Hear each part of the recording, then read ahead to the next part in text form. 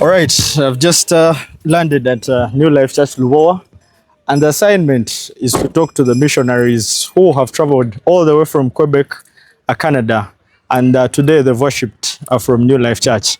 I'll be talking to Pastor, I'll be talking to Elder Victor, I'll be talking to Karen, but also the husband. Sticking right there because the information is coming just after this. I'm with Karen and Jimmy, and to make it interesting, this is husband and wife. Now, it is good for me as a person who is also looking at marrying someday, and I'm inspired by the two traveling right from Quebec and coming to Uganda to do mission. I'll start with Jimmy here on my right. Jimmy, how has it been like to come in Uganda for mission? It's a very nice opportunity. We're blessed to be here. Yeah. It's my first time on this continent, in Africa. So far, what I've seen is it's very nice. Yeah. So, Karen, I'm told you've been the nurse with... I'm one of the nurses. Yeah, yes. you've been one of the nurses with the team. Yes. How has it been like? But I will start from the point of, as a mother, we all know that I, for one, I also have a mother who loves me so much. But how is it like to travel with your family, to come in a place that you've never been? Well, it was exciting but scary because it's so far away. Yeah. But I was very excited, and when I landed, I felt secure because I had read up on Uganda. Yeah. So I knew that you were the nicest people in Africa. Oh, right. That is good to know. So it was very comforting to know. Yeah. And everybody has been so nice. So Yeah. to be with my family in a place that's safe, but that we can also serve and actually have a different perspective on life was very nice for me. When I look at your humility, I'm so much amused because I'm looking at people who have left their jobs down in Canada just to come and do mission here, and then I truly wonder where do you get what sprouts your humility? What is the energy behind, and what then boosts your batteries to come and show people the love of Christ, but also tell them about the goodness? I think the most basic thing is that we realize that sometimes you have this idea of how other things are elsewhere. But when you come, you realize, wow, we have so much to give, but we have a lot to receive. In the sense of we have a lot to learn. We have a lot to learn, and I wanted my children to see differently than their life, to see what's possible, how they can serve, to open up the avenues of what's possible as a Christian, how you can serve, how you can choose a profession that will be able to do this. And it's also the fact to live an experience of not being selfish. To realize that there are other people, even if not here, we have people at home that need our help as well. But this was like coming out of our comfort zone. Because when you go out of your comfort zone, you have no idea what's going to happen. Past the boundary. That's where you really have to be the humblest because you have no idea what's going to happen. So it's a different kind of experience. But as a nurse, I'm kind of used to serving in the sense that I have my patients, I take care of them. But this is different because they're not my people, but they are my people because they're my patients. So I have to love them and get to know them and understand. So it's like taking out a different part of what I can learn. Yeah. So what are you going to tell a local man back in Canada and painting the picture of how Uganda is like and what they are? I've been sending, because I have a group of my family, people who had given to help us come. And I've been sharing pictures and telling them, and they're so excited. Like it's to fuel an excitement in other people that there's possibilities to get out of your comfort zone and to use your talents for God. Because I realized the church is the same. The way you do your service, exact same as us. Same hymns. Which one is better? Yours. Better music, better participation. I just find that everybody is okay, I'll take that. Absolutely. And the music, and it's the kindness of the Ugandan people.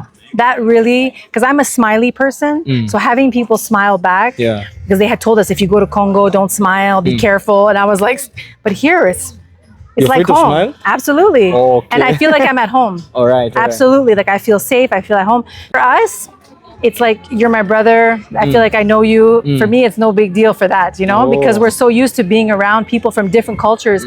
We eat different food. We try different things. So I would say go in their country. See how they receive you in their country, because it changes your perspective. It's just exciting for me. All right, today I have two great visitors, men of God, who are traveling all the way right from Quebec. That is a place I've learned that is in Canada. On my right is Pastor Patrick, and on the left is Elder Victor. Hope I got the names right. Yeah, the right names are right. Yeah, so I will start with Pastor Victor.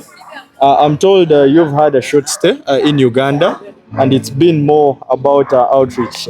Kindly try to interest our viewers with what has been going on here in Uganda.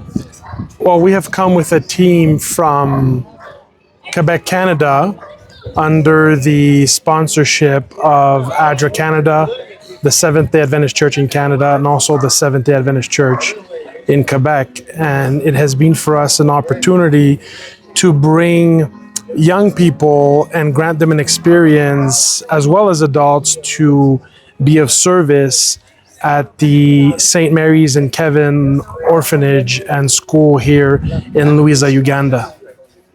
All right, Pastor, when you look at life in Canada and then life here in Uganda, what do you paint or what is the picture like, more so when it comes to outreaches, but also uplifting lives? We came here to give, but as I reflect on everything that we have been able to accomplish at the orphanages and school, it must be said that as much as we have given, my perspective is that we have received much more. We have been welcomed with open arms. We have seen the smiles on the children's faces.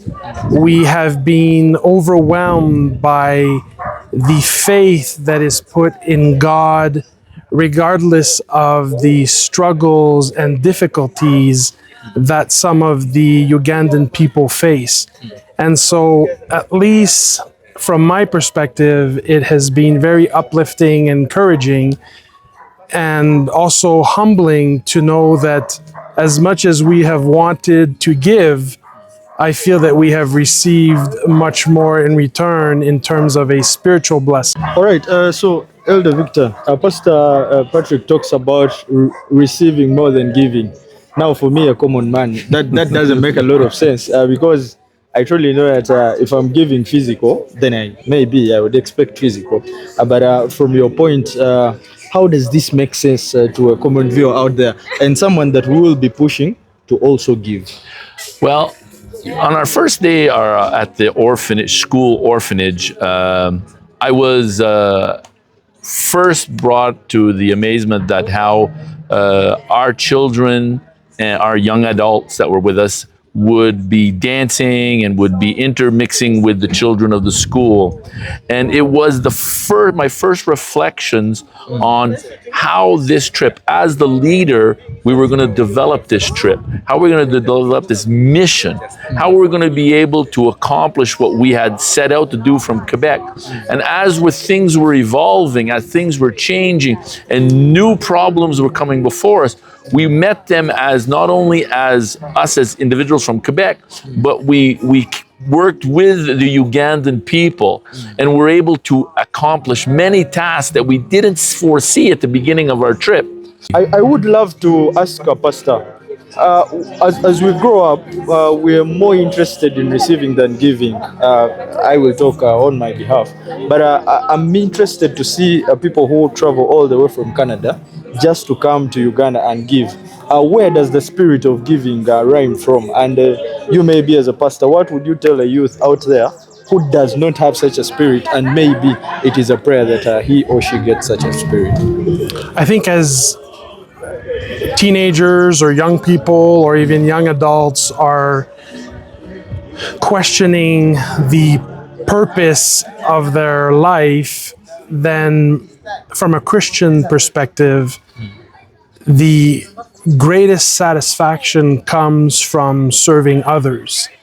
And if you come to Canada and you speak with individuals like Elder Victor, who is a proprietor of a business, he will also be in the position to share that although God can bless with material things, the greatest blessing is always the peace of Christ in our heart, and the greatest satisfaction that we obtain in this life is serving others. I am also very much interested in the work that is being done locally in partnership with ADRA Uganda, the local Seventh-day Adventist churches in this community who seek to serve, as it was mentioned with the Kitaya prison, that this is an opportunity for us to do what Christ has asked us to do. All right. It's all about the mission. All right. So, Elder, what has been your great experience when you talk about weather, food, and what? What are you taking back down to Canada? I'm taking back to Canada the challenges, okay? These trips come with challenges. They come from challenges to plan and to begin them, how to finance them, and how to make our institutions back in North America understand that this is a model that works. You know, it's this, I'll be honest with my brother, this model is a new model for Canada. And this model was met with some great difficulties. But God continues to challenge us. And as we prayerfully advance, He allows us to overcome those challenges. As we've overcome these challenges, we're going back to Canada and we're going to tell them that this model works. And there's a great need here in Uganda and across Africa with this model. All right. Today we are blessed to be with two personnel that are coming from ADRA, a community that I believe that you all know as viewers.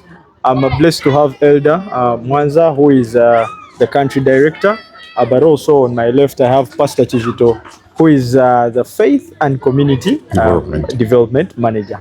I'm interested in knowing his post further. Because he is a man I've watched speak with energy, and I hope to know what they do.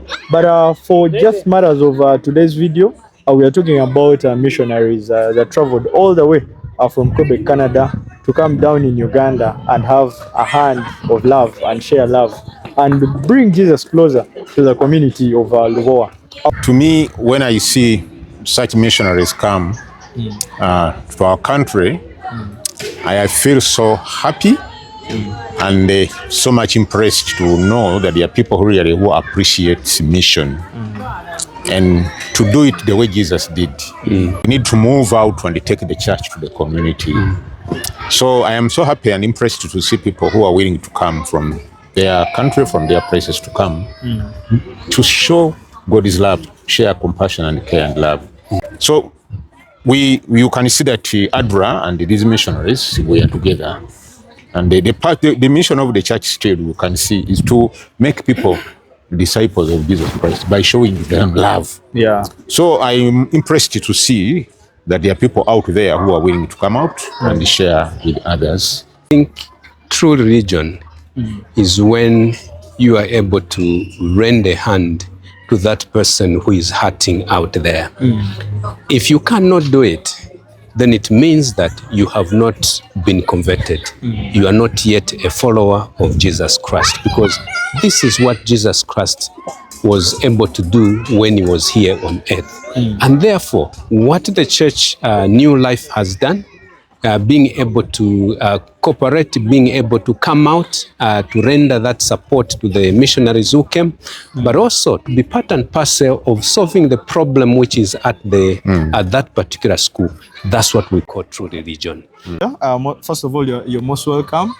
Thank you. To Shalom Insights, but also we wanted to know how hosting the team from Quebec, Canada has been like to you, but also as a church, New Life SDA Church. Okay, thank you. It's been a big honor and privilege to host this team.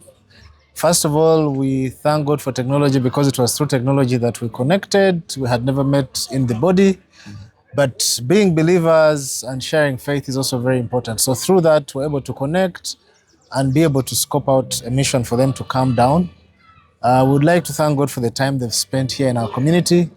As you know, things of humanity cut across religion and faith and so on. And so the need they wanted to serve was beyond just looking at what Seventh-day Adventists in Uganda need. They just needed a community that had a specific need that needed to be served. And this orphanage was chosen through a very rigorous process. It was started by a family, and they've been running it for several years, relying on donations and so on. And it's a way of giving back to society. So this, when it was chosen, for us was exciting because it's very close to the church. It's very common for us to come to church and pray and worship God and thank Him, but not necessarily see the needs of those around us. And even when we see them, sometimes we don't have the capacity to respond effectively. Yeah. So in partnering with this team from Canada was a good opportunity. First of all, for the church to get somebody to partner with them, but also generally create awareness about the needs within our neighborhood that we need to serve as a church. Yeah. And that for me was one of the takeaways. About their coming here, of course, many of them are coming to Africa for the first time. They have all these myths and all these stories that they've heard about Africa. But they were pleasantly surprised that Africa is a vibrant, happy place. And of all things, Uganda, a very welcoming community. So we've not had any issues. We want to thank God, not health-wise, not in terms of social relations. God has really, really been gracious. We've had it smooth sailing. Yeah. Yes. So Pastor Patrick highlighted the challenge, and he says that they came thinking it would be quite a journey that is just very easy, and then it concludes. But they say that they now think the assignment is even much more bigger than they expect, and he confirmed that it's going to be, I want to call it collaboration, that will be moving now and again. What do you tell the viewers out there, but also church members who can easily come on board to facilitate, but also be part of such initiatives that can bring light to someone's life out there, but also bring Jesus' love closer to them? I think it was expected, because when Jesus Christ says, go out and look for those in need, you'll not find them far from you. I think that became very true in this case, because whereas we had a certain semblance of an idea of what we're going to do, but when they got there, comparing where they're coming from and where Africa is, the gap is so big, So huge. to the extent that they can't imagine how some people in this community survive. And so that, beyond being overwhelming, was also inspirational for them to want to come in to serve. And that's why I was alluding to when I was saying that sometimes we're in a community but don't necessarily realize the needs of those communities. It's important that as a church we must address ourselves to the fact that when the church is absent from the community must be able to feel that there's something missing. Beyond coming and having a worship service, the day the church is removed from that community, the church must be able to feel it. That's when the impact starts to happen. And that can only be done by definitely going in and getting personal with the needs of these people. Yes. Even trying to keep probing and probing further until they will tell you, okay, I only live off 1 meal a day. Okay, I have not seen a doctor. I'm manual, but I've not seen a doctor because I'm completely poor. And all these needs that come from the community. And that, for me, is the starting place. That all of us individually, as Christians, as believers, it is incumbent and important for us to wake up and do whatever little that God has enabled us to be able to connect with community. Yes, and now as Shalom Insights, we normally believe in awakening a youth out there. And I would request that in the line of helping or having a say in a community, I would like you to send just a word to the youth, but also empowering them to be part of such initiatives, and more so starting with the youth at New Life Church. Yes, I think in serving community, God has not called us to give what we don't have. We give what we have. If we have time, we give. If we have energy, we give. And I was glad this time that some youth came out to work alongside this team. They had never met them. They didn't know what activities were there, but they said, we're available. Whatever it is that is there for us to do, we will be happy to do it. And they participated throughout. And I think that should be the attitude. I shouldn't be asking for privilege. I shouldn't be asking to be honored while serving. I should just ask, what is there and can I do it, and then go out and do it. And this is how the kingdom of God will grow. One day when I'm gone, if Jesus Christ doesn't come back, there should be somebody to carry on whatever little I have been able to do for the Lord. And that can only happen when the youth get involved and work alongside the adults to be able to serve. I was very inspired. There's a lady in this team who's 77 years old. At 77, if I was 77, I would just want to relax, to take time off and, you know, enjoy whatever is left of my life. Yeah, sure. Having worked for 77 years, I should want to say, I'm taking it easy now. But she still came out. She's not from Africa. Her heart bleeds for Africa. And that for me is inspiring. Phenomenal, in fact. She should not be concerned. She has her own life. Yeah. She's served wherever she has served. Yeah. But yet, the journey of service continues throughout life. And that should be an attitude, should be a lifestyle that we take on, even as youth, even as adults, even as Christians as we serve.